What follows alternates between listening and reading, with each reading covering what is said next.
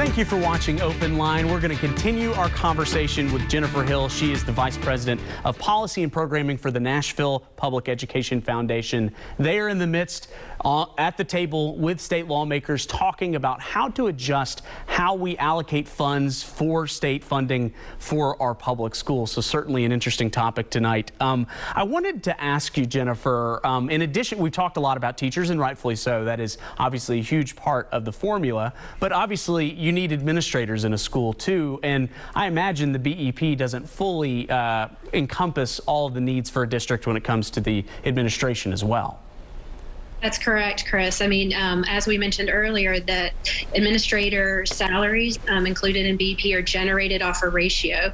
So in the 2018-2019 school year, the BEP generated 662 assistant principal positions, when in reality, Tennessee districts hired almost 2,000. So you can see the gap that exists in some of the way allocations of staff play out differently than what we would hope for. So I'm curious, we've talked a lot tonight about how the state is considering more of a cost per student model. Would that just have to be factored in with administrators of what that cost divided up per student might look like in each district? Or I know that kind of gets into math, but how do you approach that, do you think? I think that when I think about administrators specifically, I think that would kind of be something that would be included in the base calculation for students. So what assumptions do we have around what schools need to run efficiently and in a way that is best for students? And so that would be the type of thing that you would consider when designing a base weight in a student-based funding formula. Absolutely. Now, I know there are probably many of you at home that are sitting and thinking, haven't I heard on News Channel 5 that, Metro and all these other school districts are getting an unprecedented amount of federal funds? They're called ESSER dollars in kind of the language of federal funding, and that's a lot of pandemic-related costs. But I know those are very earmarked, Jennifer. So is there, if somebody's going, okay, why do we need to completely rethink how we fund schools when there's so much federal money out there? How does that factor into this conversation? Yeah, so ESSER dollars are one-time dollars, as you mentioned, Chris. They have an expiration date, if you will, and are targeted to help bridge the needs gap from students being out of school during the pandemic, and to help address potentially capital type needs that schools might have, might need to put in place to be able to safely continue school during the pandemic. So they're very, very specific and targeted, and I think it's a great time to be talking about the evolution of our state funding formula while schools are looking at the ways in which they need to address the challenges that were certainly exacerbated by the pandemic, but in many cases were there prior to.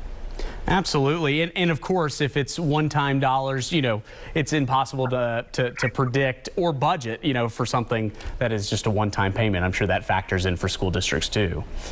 Absolutely. Absolutely. It's very hard to make substantive staffing changes with one-time dollars. Absolutely. So as we kind of move forward, I mean, obviously we've talked about how much education has changed, just in the last 30 years, but also the pandemic has brought a lot of changes in the educational sector, with, more virtual options like, and I know some of that is impacted by state law on who can go virtual and who can't. But for those that have designated virtual schools, like I know Metro and Clarksville Montgomery County schools, does that change need to be factored in to how the formula works and be at least updated into kind of the 21st century? Absolutely. I mean, Tennessee has a technology stipend within their budget right now, but I would say that it doesn't reflect the kind of changing dynamics of education in general, and doesn't really allow us to be proactive and innovative in the way in which we might leverage technology in the future. So certainly that's a huge opportunity for not only students, but for the state in thinking about the role that they want technology and virtual schools to play in educating our students going forward. Absolutely. it during the pandemic, but there's lots of really creative and innovative ways that you can use technology to further student learning. We're using an example of that technology right now, since you're joining us, virtually tonight as well. So yes, I think, as you see it in TV news, and I think you'll see it in education, those lines just continue to blur as, and the pandemic really kind of, pushed us in that direction. But obviously, it doesn't seem like we're going back anytime soon. I want to ask you this, Jennifer. You have used the phrase a couple times tonight, cautiously optimistic. I'm curious, what is it about the way things stand right now that allows you to be cautiously optimistic about how this process may move forward? I think the willingness of the governor to invest in such a robust public engagement strategy around the design and planning for this change is really a reason to be optimistic. I think the moment is just now, Chris. I just think that this is a huge moment for Tennessee. I think we're well positioned to make the change. I think that we have the community support. I think the problem is well understood, and we just need to roll up our sleeves and get to the table together and figure out what we need what do our students need to be able to fulfill their full potential. Absolutely. Now, we've talked tonight a lot about teachers. We've mentioned administrators, but if any of us have stepped inside a school lately, we know that there's many more staff members, whether it's school nurses, school counselors, that play a role in an education of a child. How does that factor into how maybe the formula should be considered? Yeah, I think a fundamental question would be what needs to be present in schools for students to be able to thrive and take advantage of the opportunities that schools present present them with. And so that considers what type of instructional staff needs to be in place in schools. So yes, teachers for sure, but what do we think about instructional coaches? What do we think about leadership? How do we organize classrooms? What is the appropriate number of counselors to have present in a school? And are they actually in service to students, or are they doing administrative paperwork? I mean, these are all really great questions to consider when thinking about building that base student weight. I imagine there are moms that are very, very active and very in tune with their children's education and how this funding should work. If you have somebody at home that is like, I want to be a part of this conversation, and you mentioned that, that the state has, at least opened up their floodgates to try to get feedback from the public. What are some ways that they can, is it through lawmakers? Is it through organizations like yours? How can people that want to be a part of this conversation get involved? Yeah, I think definitely through your elected officials. My understanding is that there is a public comment and engagement forum that the governor is going to open up, and I can only imagine as we get organized and prepared that there'll be many local opportunities as well to engage and provide that feedback. I want to bring Dave into the conversation. He joins us over the phone. Dave, go ahead with your either question or comment. Hi, yeah, I was wondering, I know Nashville has a lot of non-native English speakers who are coming in, some immigrants, and what do you think needs to be done to make sure that teachers can meet those students' needs? That's a great question, Dave. Thanks so much for calling in. So thanks, Dave, for that question. It's really a great one. Nashville has about 18.4% of students in MNPS are considered English language learners. And they really need teachers that have experience in teaching English as a second language, which is a specific certification here in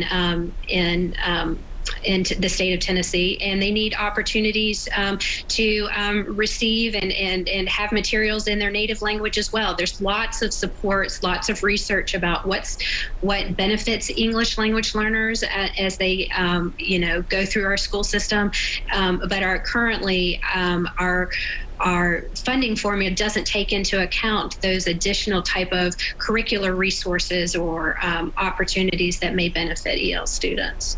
Absolutely. Now, while we're on the topic of teachers, it just kind of, we've seen in so many different industries, whether it's healthcare, whether it's other kind of frontline workers, and I think teachers obviously are right in there as well, because obviously the pandemic is still with us, and they're continuing to teach in so many districts.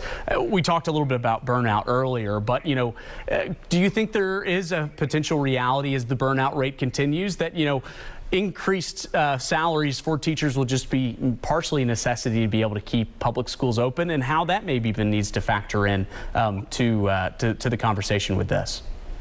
Yeah, Chris, I think that absolutely I do. And I think teacher salaries are going to need to increase not only for teachers who are currently in our classrooms, but in order to attract the next generation of teachers into at universities as well. We are seeing declines in enrollment in colleges of education and ed prep programs, and it's going to be a real issue for us in the future. And this is nationwide. This is not necessarily just Tennessee or Nashville specific. This may be a little bit more specific than, but it crossed my mind because actually I know somebody that is going through a program right now that Clarksville Montgomery County Schools does, and maybe a few other districts in our area to help with recruitment of teachers. They're partnering with Lipscomb University of being able to do kind of a dual enrollment and also student teaching program at the same time to be able to keep their numbers up. Obviously, programs like that aren't, totally free and have to come in from, funding from the district level as well. When we're talking about being able to retain talent at the teacher level, do we need to push our boundaries of what maybe a traditional model looks like, and should that factor into funding as well? I think that's a great question. I think that those type of investments, like the Clarksville, Montgomery County, and what we would in the business call grow your own, are investments that not only districts need to make, but that the state has the opportunity to incentivize those type of programs. I believe that the Clarksville, Montgomery County one is through a grant for the Tennessee Department of Education or maybe THEC, but certainly seeding more of those type of programs within districts, it would be a tremendous benefit.